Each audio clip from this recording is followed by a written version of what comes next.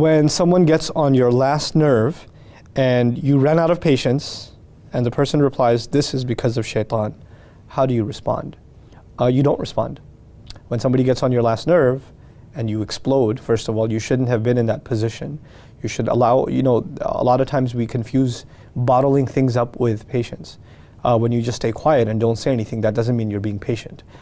Patience actually means that you can remain calm, but when you're being offended or something wrong is being said, you can respectfully speak out and say that's not true or that's not acceptable. That's not losing patience. And if you did come to the point where you had to snap and somebody took advantage of that and called you shaitan or that's because of shaitan, you know what? Maybe they're right. And you know what? If at that point, you don't really have any point in continuing the conversation. What are you going to get out of it? No, it's not shaitan. What are you going to do? Those are the kinds of situations where you say, salaman, peace, I'm out. We can't have this conversation anymore. Inshallah, we'll talk another time. Any situation you're in where you're losing your calm, you should try to avoid.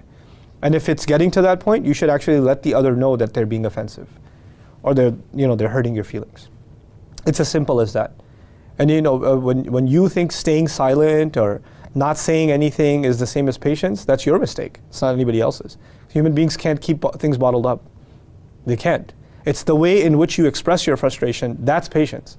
You can express your frustration calmly and say this is unacceptable, or you can explode like you do, the person who asked this question. That's a lack of patience actually. So I pray that Allah gives us the strength to communicate our sentiments with respect, with love, with courtesy, and at the same time not to fall into this extreme of anger as a result of bottling things up. That certainly, yes, anger does come from the shaitan. What the other person is doing is also pretty evil, but you're no less if you allow yourself to get overwhelmed with anger. May Allah Azza wa Jalla protect us from anger and certainly protect us from His anger. Barakallahu li wa lakum. Assalamu alaikum wa rahmatullahi wa barakatuh.